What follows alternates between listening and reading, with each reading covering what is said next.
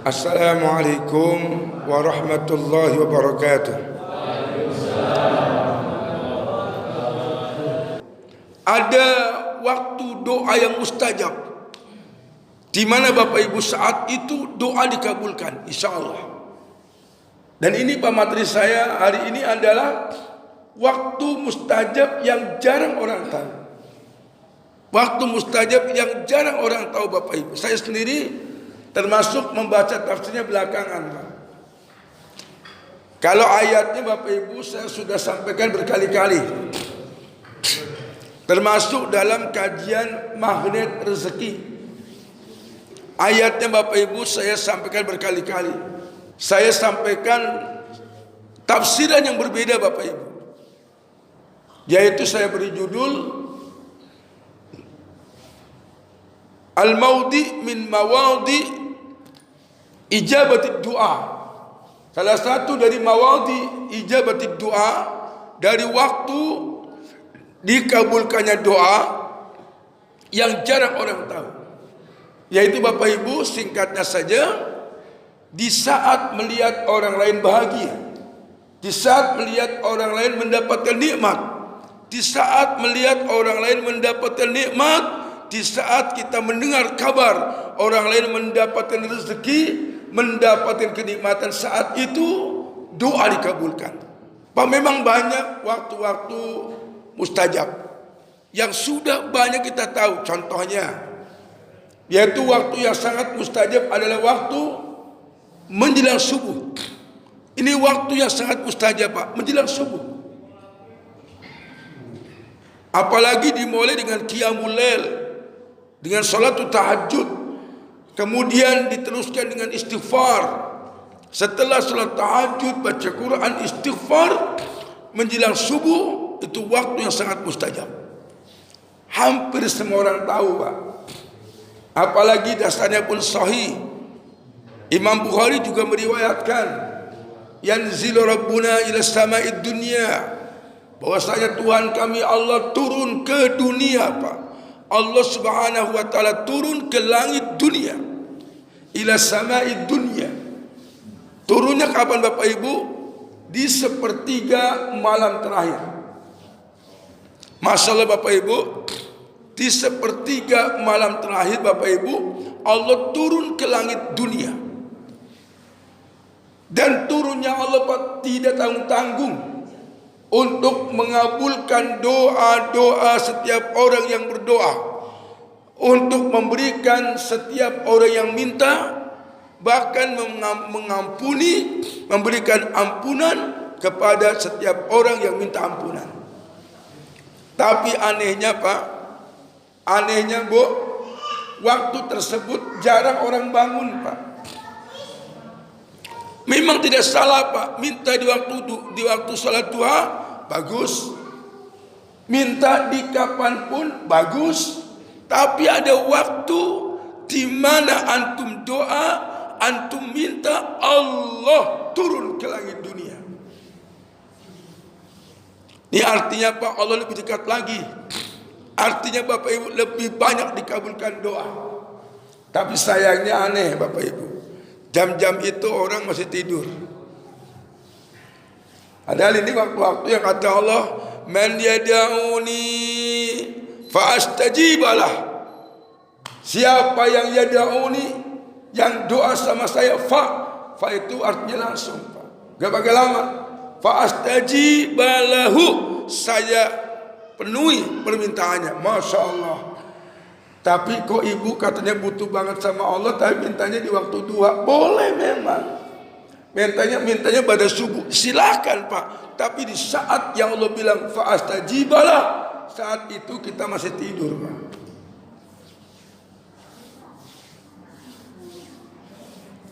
Wa man yas'aluni, dan barang siapa, man yas'aluni, siapa yang minta sama saya, fa'utiyah, maka aku langsung berikan. Semuanya di situ pakai fa, langsung. Man yastaghfiruni, siapa yang mohon ampunan pada saya, fa'aghfirullah, saya juga berikan ampunan. Ini waktu sangat mustajab. Dan bapak-bapak ibu-ibu sudah banyak yang tahu. Di antaranya waktu mustajab selain menjelang subuh adalah di antara dua azan, yaitu antara adzan dan iqamat. Ini pun mustajab.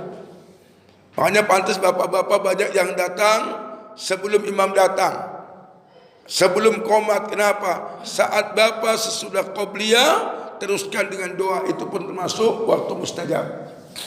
Termasuk yang terkenal adalah sesudah salat asar di hari Jumat sampai tenggelam matahari, Pak. Ini pun termasuk waktu mustajab. Dan masih banyak Bapak Ibu. Belum lagi waktu mustajab dan tempatnya yang di Saudi, yang di Mekah, Pak. Di Raudhah, di Multazam, Masya Allah Bapak Ibu. Nah Bapak Ibu, hari ini yang saya bahas adalah waktu yang mustajab saat antum melihat saudara antum mendapatkan rezeki, mendapatkan kenikmatan, mendapatkan kebahagiaan. Ini yang luar biasa Bapak Ibu.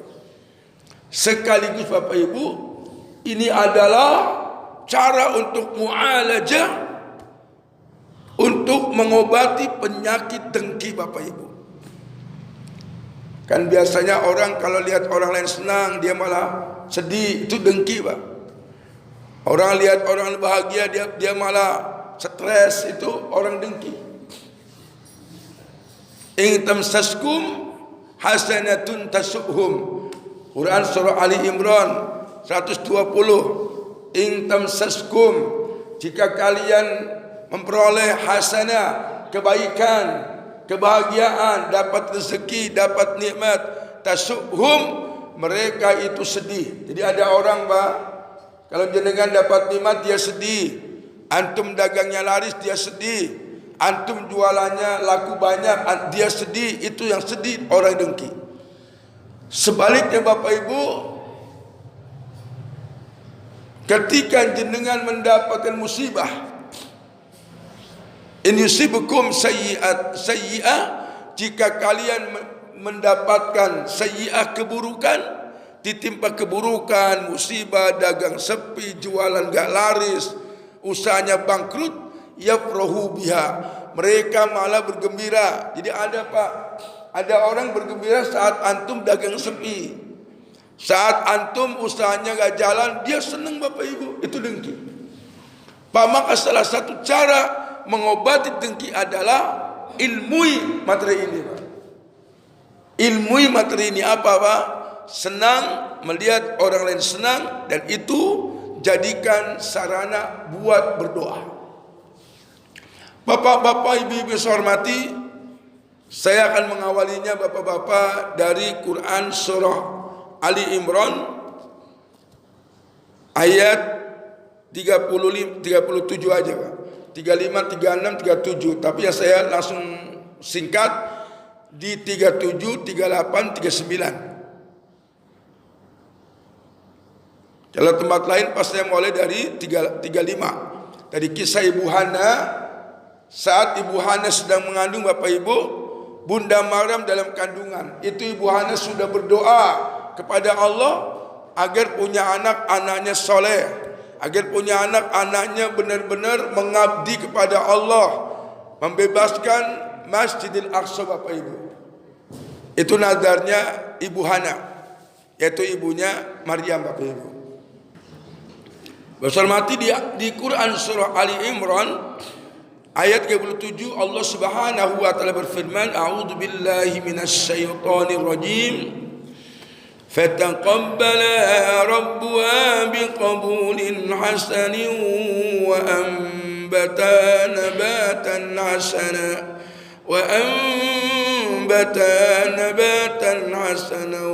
wa kaffala Zakaria. Maka Allah Subhanahu wa taala, Rabbuha, Tuhannya. Maka Tuhannya ibu-ibu, maksudnya Tuhannya Ibu Hana, itu menerima nadarnya Ibu Hana. Ibu Hana itu siapa Bu? Ibunya Maryam. Maryam punya bapak namanya Imran Pak. Maryam punya ibu namanya Ibu Hana. Maka Allah menerima Pak, menerima yaitu nadarnya. Jadi bapak-bapak kalau kita lihat di ayat 35, ibunya Maryam, bukan ibu Maryam ya, ibunya Maryam saat hamil itu memang pernah bernazar, Pak. Il qalat imra'atu Imran rabbi inni nazartu, aku bernazar. Nadarnya apa ya Bapak Ibu? Dia ingin punya anak yang muharrar, yang membebaskan Palestina, membebaskan Masjidil Aqsa, menjadi penyembah Allah Bapak Ibu. Dan ternyata Allah memilih wanita bukan laki-laki, Pak. Intinya diterima nadarnya karena bukan soal laki perempuan, Pak, tapi wanita ataupun laki-laki yang soleh. Nah, biasanya ibu-ibu, bapak-bapak kalau doa sama Allah, anak baru lahir baru doa. Anak lahir baru, ya Allah semoga anakku soleh. Ini salah, Pak. Mestinya saat masih di kandungan sudah doa. Bila perlu belum punya anak udah doa, Pak. Saat mau hubungan suami istri sebaiknya doa dulu, Bapak Ibu. Bapak-bapak, Allah terima nazarnya. Kemudian wa ambata nabatan hasana. Kemudian setelah lahir, yaitu Bunda Maryam, anaknya Bapak Imran, itu Bapak Ibu Maryam itu dibesarkan nabatan hasana, ditumbuhkan dalam pertumbuhan yang bagus, Bapak Ibu. Nah, di sini kewajiban bapak-bapak ibu-ibu kalau punya anak kecil, bapak-bapak, persiapkan tempat pertumbuhan yang bagus. Sekarang banyak PAUD, Bapak Ibu, banyak PAUD, banyak TPQ, banyak lembaga pendidikan anak-anak. Maka cari nabatan hasanah, lembaga pendidikan yang bagus. Jangan sampai orang tua nyekolakan anak judule sing penting murah. Ini banyak, Pak, orang tua di kampung sing penting sing penting luru madrasah sing murah, TPQ sing murah, bila perlu sing gratis. Konsep Quran ya kayak gitu, Pak. Konsep Quran yang pertama nabatan hasanah, tumbuhkan dia di tempat pertumbuhan yang bagus. Yang kedua wa kaffalaha Zakaria. Kemudian Bapak Ibu, bapaknya Maryam yaitu Imran mencari ustadz, mencari pengajar, mencari guru yang bagus. Maka dicarilah seorang nabi yaitu Nabi Zakaria. Wa kaffalaha Zakaria. Pak Maryam ditumbuhkan dalam pertumbuhan yang bagus. Kemudian Bapak Ibu diasuhlah oleh Nabi Zakaria. Bahasa komentar itu, Pak, kalau Bapak pengen punya anak seperti Maryam yang kuat akidahnya, kuat keimanannya, maka satu, tumbuhkan anak dalam lingkungan yang bagus.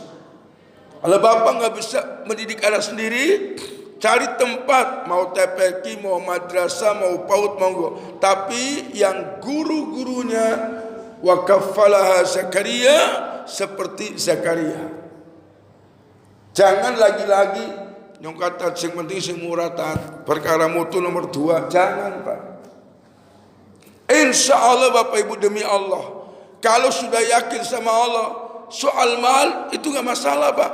Kenapa? Mahal atau nggak mahal itu urusan Allah, Pak. Namanya murah, nggak punya uang yang mahal, Pak. Mahal tapi dengan duit akeh yang murah. Kalau biasanya kalau urusan pendidikan, Pak, Allah yang ngasih rezeki, Bapak Ibu. Ini Pak ingat, jadi bismillah, masukkan anak. Sekarang alhamdulillah Pak di Tegal, Selawi, Pak, khususnya sudah banyak lembaga Quran yang insya Allah, Pak, gurunya bagus-bagus. Pak kemudian lihat, ini Pak ajaib sekali. Bunda Maryam, Bapak Ibu, diasuh oleh siapa? Nabi Zakaria. Bunda Maryam selalu ada di mihrab, Pak. Belajar di mihrabnya, Bapak Ibu. Ibadah di mihrabnya, Pak. Apa itu mihrab, Bapak Ibu? Mihrab itu sebuah tempat kecil, Pak, untuk beribadah, semacam kamar buat ibadah, Pak. Pak lihat di situ keajaiban, Pak. Dan ayat ini, Pak, ngapunten, ini yang dipakai oleh Ustadz Nasrullah dalam materi magnet rezeki. Duduk diam, duit datang Bapak Ibu. Bunda Maryam diam saja Pak, cuman ibadah aja, gak kemana-mana Pak.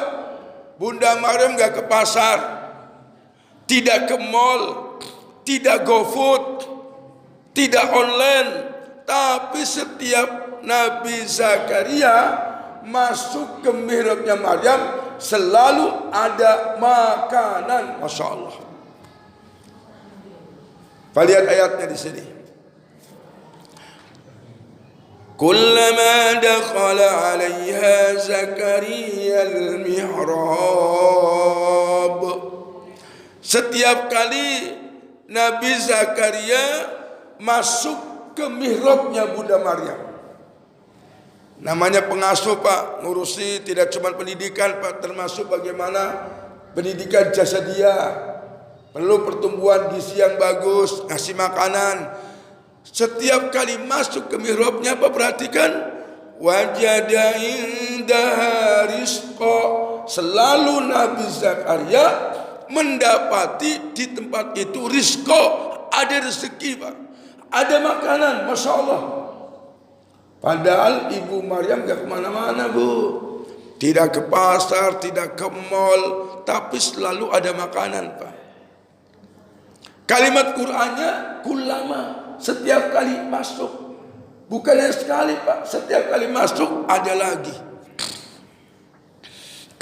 Bahkan tafsirnya mengatakan Pak, makanan yang datang berganti-ganti Pak, Masya Allah. Dan walaupun bukan musimnya, selalu ada Bapak Ibu. Contoh, ini sekarang lagi tidak musim durian montong. Lagi gak musim Pak, tapi di situ ada. Zakaria masuk lagi Pak, Masya Allah ada makanan lagi. Akhirnya Bapak Ibu, Nabi Zakaria penasaran ini, tanya sama Bunda Maryam. Guru yang tanya sama muridnya Pak. Bapak Ibu, jadi Nabi Zakaria itu gurunya, Maryam muridnya, tapi muridnya lebih dulu ajaib sebelum gurunya Pak, Masya Allah. Pak Bu, jangan khawatir Bapak Ibu ya, soal keajaiban. Boleh jadi bapak-bapak ibu lebih ajaib ketimbang saya Pak, gak masalah.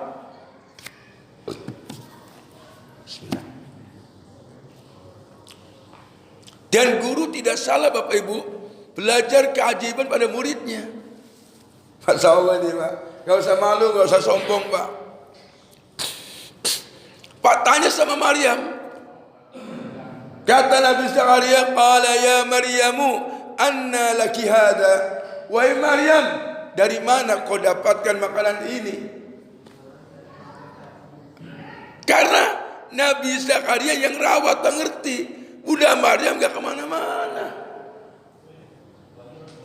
Juga tidak ada orang lain yang ngirim makanan. Qalat huwa min indillah. Kata Ibu Maryam, itu dari Allah. Jadi Pak, setiap hari dikirim makanan langsung dari Allah Pak. Ini yang ngomong Quran. Pertanyaannya, Bapak Ibu yakin dah, percaya nggak Pak sama ayat ini? Yakin dah Pak? Masya Allah. Jadi masuk lagi ada makanan. Inna Allah yarzuqu man yasha'u bighairi hisab. Sesungguhnya Allah Bapak Ibu memberikan rezeki kepada orang yang dikehendaki tanpa perhitungan, tanpa batas. Terus-terusan Pak, ada lagi, datang lagi, ada lagi, tanpa batas Bapak Ibu. Saya mau tanya sama Bapak Ibu, Bapak-bapak Ibu kira-kira lebih suka dikasih rezeki tanpa batas atau dibatasi Pak? Tanpa batas. Oke Pak, saya batas ini. Bapak Ibu lebih suka mana? Per bulan pendapatannya bersih, profit bukan omset. Sebulan Bapak Ibu pendapatannya bersih 100 juta dengan tanpa batas, pilih mana Pak? Luar biasa Bapak Ibu. Pilihnya tanpa batas, betul Pak. 100 juta sebulan pangapunten itu kecil Pak, kalau dibandingkan dengan tanpa batas. Bapak Ibu tahu nggak? Pengusaha sukses Pak, bukan sebulan 100 juta Pak. Mereka itu pendapatannya sehari 100 juta ada. Jangankan 100 juta, sehari 1 miliar ada Bapak Ibu. Para pengusaha Bapak Ibu. Nah Bapak Ibu bisa itu, kalau Allah menghendaki. Innallaha yarzuqu may yasha bighairi hisab. Oke Bu, saya terusin lagi nih.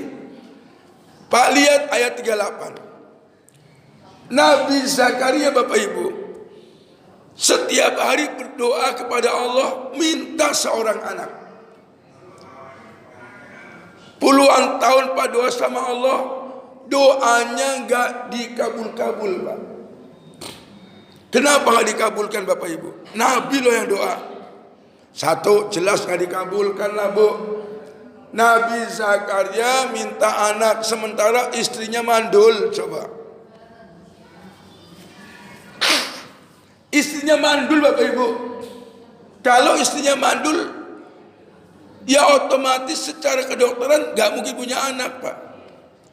Tapi yang ajaib Bapak Ibu, begitu Nabi Zakaria melihat Ibu Maryam mendapatkan rezeki yang luar biasa tanpa batas, Bunda Maryam gak kemana-mana, cukup ibadah di mihrabnya, Allah kirim langsung makanan. Maka ayat 38-nya, hunalika da Zakaria rabbah. Pak, ini saya menggunakan tafsir yang pertama, yang sering saya sampaikan Pak. Yang kedua nanti yang saya baru dapatkan ilmunya. Hunalika, maka disitulah. Di mana? Di mihrabnya Ibu Maryam. Di tempatnya Ibu Maryam mendapatkan keajaiban. Hunalika da'a Zakaria rabbah. Zakaria Pak berdoa. Di mana? Di tempatnya Maryam, di mihrabnya. Selama ini Pak doa nggak dikabulkan. Begitu doa di tempatnya Maryam dengan berdoa, qala rabbi habli min ladunka dzurriyyatan thayyibah. Sama doanya Pak. Minta anak, ya Allah berikan saya seorang anak dzurriyyat thayyibah dari sisimu, yaitu anak yang thayyibah, yang baik. Innaka sami'ud du'a, sungguh Engkau Maha mendengar doa. Pak, lihat kalimatnya, ketika di tempat Bunda Maryam Nabi Zakaria berdoa, lihat ayat 39-nya, fanadathul malaikatu wa huwa yusalli fil mihrab wa huwa qaimun. Pak, jadi fanadathul malaikatu wa huwa qaimun yusalli fil mihrab. Fa itu menunjukkan langsung Pak, fanadathul malaika. Saat Bapak Ibu Nabi Zakaria sholat berdoa di tempatnya Maryam, saat itulah malaikat memanggil. Wa huwa qaimun. Nabi Zakaria dalam keadaan qaimun, berdiri, yusolli, berdiri sholat. Masya Allah Pak, lagi masih sholat, malaikat berkata, wahai Zakaria, annallaha yubassiruka bi Yahya. Sesungguhnya Allah memberikan kabar gembira kepadamu dengan datangnya, dengan lahirnya seorang anak bernama Yahya. Pak, Bu yuk belajar bareng-bareng Pak. Saya suaranya lagi abot jadi nggak bisa ngomong nyantai. Bu perhatikan, istrinya Nabi Zakaria mandul.